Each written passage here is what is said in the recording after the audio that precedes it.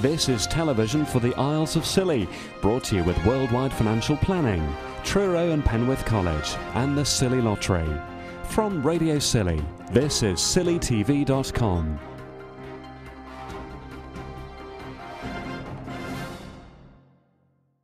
The 10-10 Climate Change Initiative has been held in Scilly. Earlier this summer, councillors agreed to try and reduce electricity consumption within the town hall and council buildings by 10% over the next year as part of this movement. David Senior has been organising the event for the council. The workshop in the Wesleyan Chapel, which is primarily aimed at the impacts of climate change on local tourist businesses. That will hopefully engage people with some of the threats that we face and get them to start thinking about the possible solutions that we might implement and actually some of the opportunities that might come out of climate change over the next years and decades ahead.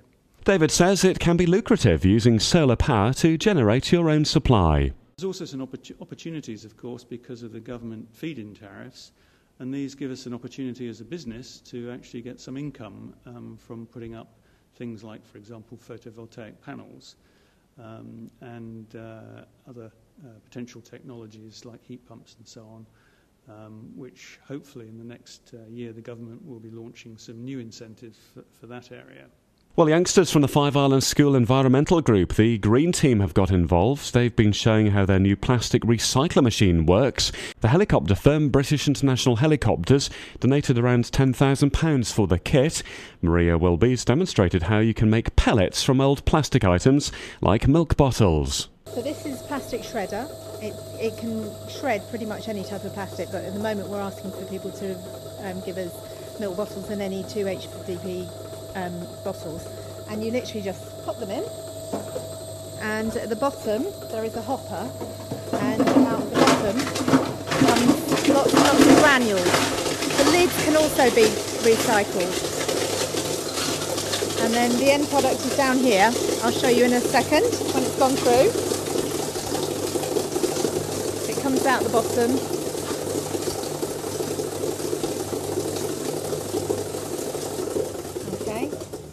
The end product, like that. A second process, which they couldn't show in the town hall for safety reasons, melts the pellet. The molten plastic then can be formed into sheets, or it can be poured into moulds to make items like masks. If just one type of plastic, like the milk bottle tops, is used, then a consistent colour can be created. Literally a case of having all that colour going through, so you do have to be careful when you're using the hopper that you clean it out really thoroughly each time. Then if a number of different coloured plastics are used in the machine, a multicoloured plastic can be created. The town hall sessions also put on display how much rubbish washes up on our island's beaches. The AOMB cleverly packaged waste material picked up on Scilly's beaches to make it look like it was gifts. And a group of islanders have been discussing the challenges that climate change could bring for our island's tourism economy.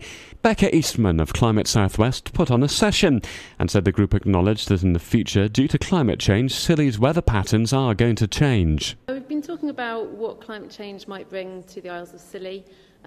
So generally speaking, we can expect warmer, drier summers, milder, wetter winters, sea level rise and potentially more extreme weather events like storms and droughts and heat waves. And we've been talking about how that will impact the Isles of Scilly and specifically small tourism businesses on the islands. The session was about making the best of any future problems, and there could be positives from climate change brought by warmer conditions which could extend our season.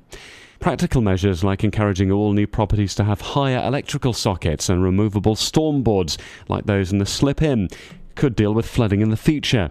The meeting also heard about a Briar resident who's already started making changes to deal with waterlogging and flooding issues. One of the ladies here today owns some self-catering cottages, and in the past she's experienced some quite severe problems with flooding through the properties, which was obviously a big concern. But in response to that, she got some advice. She's improved the drainage around her property and actually made it much less likely for that kind of thing to happen in the future, so she can be rest assured that her visitors are going to be looked after for their stay.